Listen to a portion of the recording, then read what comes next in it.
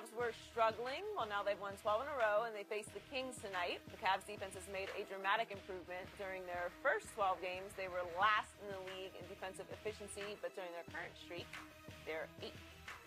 I'm joined once again by Chris Broussard, here to talk about this unprecedented streak. It is. It's something. By the Cavaliers. Joy! Look, you can't that. you can't belittle the streak. It's a nice streak. It's a good streak. This is what I think happened. I think LeBron got tired. He will never admit this. None of his guys, they'll admit this. But I think he got tired of hearing all about Kyrie and seeing how Boston was winning. And a little bit like, okay, we do need to play better because they balling. Yeah. And he's just, I give him credit for catapulting his team the way he has. And I have to say this, I think you would even agree with this. Maybe. He is the first player in NBA history to be the best player in the league its 15th season. Best. The best. I don't think you can name another one. Kareem? Not in his 15th year. 15. By that point, Magic was the best player on the team. So Think about it. think about that's a topic maybe for another day. All of their issues. I like what they're doing. Defense is the most impressive thing about this. It's the thing you can really sink your teeth in. As you said, from last to 8th. The most impressive thing to me on the defensive end is the three-point defense. Yeah. They were last in three-point defense. Now they're second in this streak. I didn't know if that was fixable with Kevin Love, with Kyle Korver, with old guys like Wade and stuff. So I give them a lot of credit. That's the most impressive thing and inspiring thing if you're a Cavs fan. Here's what I'll say, though, and this is why I don't think all the problems are fixed. Because what the Cavs have found out in this streak is that sometimes less is more. They have less talent right now than they had a month ago. You're worried about Isaiah, aren't you? Not so much Isaiah, because, look, he's earned the right. You're going to put him in there and see what happens.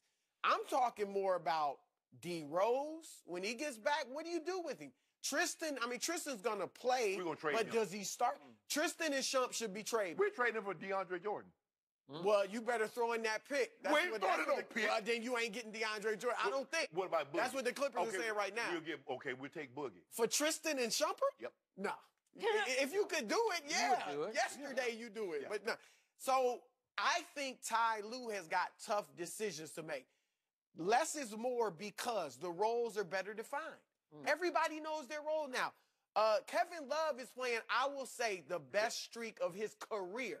He's averaged 21 points, 10 rebounds, 50% shooting, 51%, 40 from three, and 90 at the foul line. He's never been an efficient scorer, even when he was in Minnesota. 45, 43%. He's the first player to put up 20, 10, 50, 40, 90. I know that's since Carl Anthony Towns. Those are the only two players to do it in the last 10 years. So Kevin Love knows his role. It's not, am I second or is D. Rose second? I'm second. Okay? Wade knows this is my unit. Yeah! Okay, Come now, out the bench. That's when a big Isaiah deal. gets back, Love is going to have to sink back probably to that third. I'm not sure Love shouldn't be the second option. Exactly. Love is a perennial all-star. So these are quite D. Rose between him and Wade. Let Wade be the point guard. That's where he's been excelling. So Rose might have to stay on the bench. So these are tough decisions. Bruce Broussard is fired up, Hey, and I got- overreacting. How? All I'm saying is they win in the East. Call him Braun. No, I'm on 911. What is your emergency? I like, of the last 2 weeks, there's a 6'9", 255-pound guy streaking. Oh. I told you what was going to funny. happen. That's I really told you. funny. Oh, no. You was Kyrie, the closer is gone. They play it really well, Chris Broussard. I was like, They still are playing I got on really the- well. They are. At the time, you were doing all this huffing and puffing. I didn't huff and the puff. Cavaliers were in the 11th spot. If you don't mind me asking, Skip, what spot are they in now in the East? Oh, they're number 2. You got a cold? They're number 2. And guess what? Before it's all said and done, we're going to be on an 18-game winning streak. Because you seen our schedule? It's looking real good, Chris Broussard. I told you, this man is the best player on the planet. Got Kevin Durant getting thrown out the game, trying to keep up with him. Yeah. But don't worry about all that. You kept talking about Kyrie. LeBron James, over the last 3 years, suppressed who he actually was to appease Kyrie. Kyrie, you want to take the last shot? When have you ever known a four-time... No, it's Kyrie. I need you to take the last shot. I can't tell. Have you seen what he's been doing? I haven't seen anything yet. Yo, you seen it. Impressive. Oh, you seen it. That's you Seen seen it. it. Hold up. Did you just not see what he did the other night, Skip? Is it my turn? That might be a little far, though. What? That LeBron suppressed to... Because LeBron...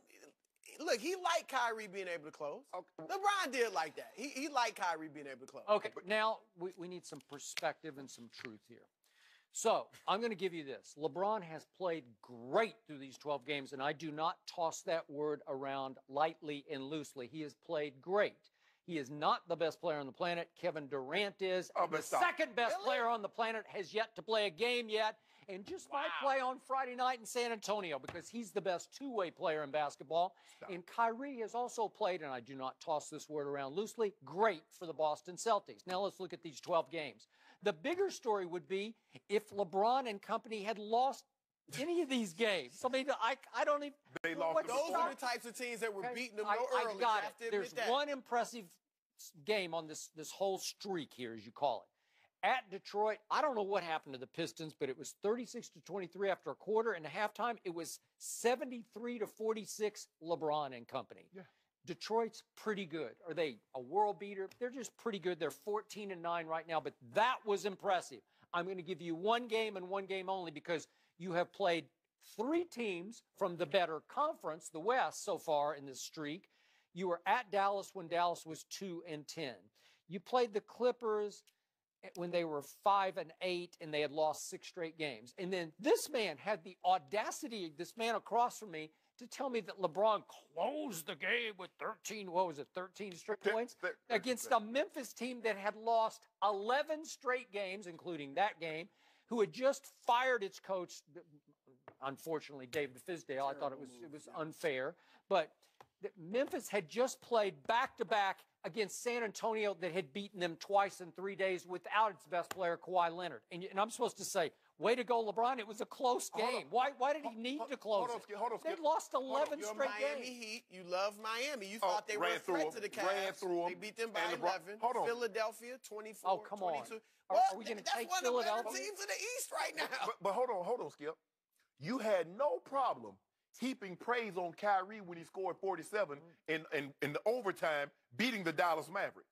You came over here and praised it. Well, I mean, 47 is 47. Against the Dallas Mavericks. You think Kyrie is overrated? The same Dallas Mavericks. That's 3-17. Did you see what he did? He just said, "Get out of my way. I'm going to." He makes. LeBron did too. Hold on. Hey. What about LeBron and the Wizards? What about that 57-12 he had on against the Wizards? By the way, when Kyrie beat Dallas, Dallas was coming alive, and they have come alive. They're pretty good. Hold on. But they're not bad. They were 2-10 when LeBron went there. What about that 57-12-6 in Washington? Are we going to gloss over that with Bradley Beal, John Wall, Gortat, Otto Porter, Oubre? Are we going to gloss over that? I don't see that game in the street. Oh, What are we talking about? The NBA is the NBA.